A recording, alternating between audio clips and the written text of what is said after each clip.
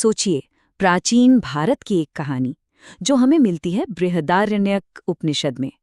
ये एक ऐसी कहानी है जो हम सबको एक बहुत गहरे सवाल के सामने लाकर खड़ा कर देती है कि अगर चुनना हो अपार धन और शाश्वत सत्य के बीच, तो हम क्या चुनेंगे। चलिए इसी संवाद में थोड़ा और गहरा उतरते हैं। ये सिर्फ एक सवाल नहीं था, ये तो एक सीधी चुनौती थी। एक ऐसी चुनौती जिसने दुनिया की सारी दौलत के मूल्य पर ही सवाल खड़ा कर दिया। मैत्रेयी नाम की एक महिला का बस ये एक सवाल जीवन, प्रेम और असलियत पर एक ऐसे सबक की बुनियाद रखता है जो हजारों साल बाद आज भी उतना ही सच है। तो कहानी का बैकग्राउंड कुछ ऐसा है। एक बहुत ही प्रसिद्ध ऋषि हैं याज्ञवल्क्य, और वो फैसला करते हैं कि अब वो अपना सांसारिक जीवन, मतलब ये दुनियादारी, सब पीछे छोड़ देंगे। लेकिन उनका ये फैसला उनके परिवार को एक ऐसे मोड़ पर ले आता है जहां उन्हें एक बहुत बड़ा चुनाव करना पड़ता है। तो चलिए कहानी के पहले हिस्से में चलते हैं, देखते हैं कि ऋषि के इस फैसले पर क्या होता है और उनके दो पत्नियों की क्या प्रतिक्रिया होती है। यहाँ पर सिर्फ दो पत्नियां नहीं हैं, बल्कि दुनिया को देखने के दो अलग अलग नजरिए हैं। एक तरफ है कात्यायनी, जो संसारिक सुखों में खुश हैं, संतुष्ट हैं, और दूसरी तरफ है मैत्रेयी, जिनकी तलाश कुछ और है, कुछ बहुत गहरा। तो होता ये है कि कात्यायनी तो खुशी खुशी अपना हिस्सा ले लेती हैं, लेकिन मैत्रेयी का जवाब वो बिल्कुल अलग था, और बस यही से कहानी का असली मोड़ शुरू होता है। और अब आता है कहानी का वो सबसे अहम पल, जहां मैत्रेयी अपनी विरासत के मूल्य को ही चुनौती दे देती हैं। वो संपत्ति के एक मामूली बंटवारे को एक बहुत बड़े दार्शनिक सवाल में बदल देती हैं।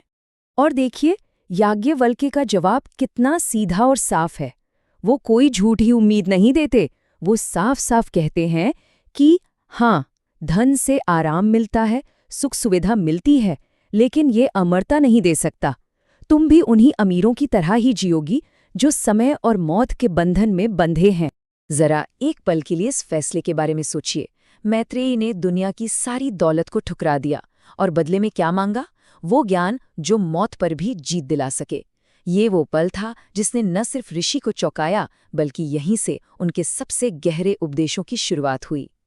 तो यहीं से याज्ञवल्क्य का पहला बड़ा सबक शुरू होता है, और ये सबक प्रेम और हमारे रिश्तों की असलियत को एक बिल्कुल नई परिभाषा देता है। इस पूरी फिलॉसफी के सेंटर में एक ही कॉन्सेप्ट है, आत्मन। इसे हम कह सकते हैं सच्चा स्व या यूनिवर्सल सेल्फ। याज्ञवल्क्य समझाते हैं कि ये वो अदृश्य धागा है जो इस ब्रह्मांड की हर एक चीज को एक दूसरे से जोड़कर रखता है। अब ये एकदम क्रांतिकारी विचार है। सोचिए जरा, याज्ञवल्क्य कह रहे हैं कि हम किसी पति, पत्नी, बच्चे या धन से इसलिए प्यार नहीं करते कि वो क्या है, बल्कि हम उनसे इसलिए प्यार करते हैं क्योंकि उनके अंदर हमें उसी आत्मन की झलक दिखती है जो हमारे अंदर भी है। और इस मुश्किल कॉन्सेप्ट को समझाने के लिए याज्ञवल्क्य एक बहुत ही खूबसूरत मिसाल देते हैं। वो कहते हैं, जैसे नमक की डली पानी में घुल जाती है, आप उसे देख नहीं सकते, लेकिन उसकी मौजूदगी पानी की हर एक बूंद में होती है। ठीक वैसे ही आत्मन हर चीज में मौजूद है, भले ही हम उसे देख ना पाएं। चलिए अब हम इस टीचिंग के और भी गहरे और भी रहस्यमयी हिस्से में चलते हैं।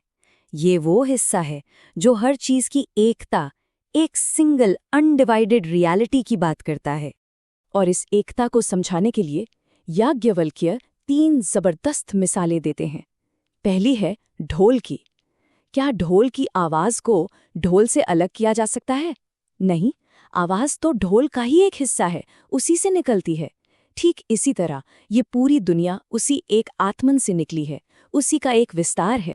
और यही बात आगे भी चलती है। दूसरी मिसाल है शंख की। जैसे शंख के बिना उसकी ध्वनि का कोई वजूद नहीं है, वैसे ही आत्मन के बिना किसी भी चीज का कोई असली सार नहीं है। हर चीज का सोर्स, उसका स्रोत एक ही है। और आखिर में वीणा और उसका संगीत। ये तीनों मिसालें बस एक ही सच की तरफ इशारा कर रही हैं कि हम सब अलग अलग नहीं हैं, हम सब एक ही समंदर की लहरें हैं। आत्मन ही हर चीज का वो सार है जिसे बांटा नहीं जा सकता। तो सवाल ये उठता है कि इस एकता को महसूस कैसे किया जाए।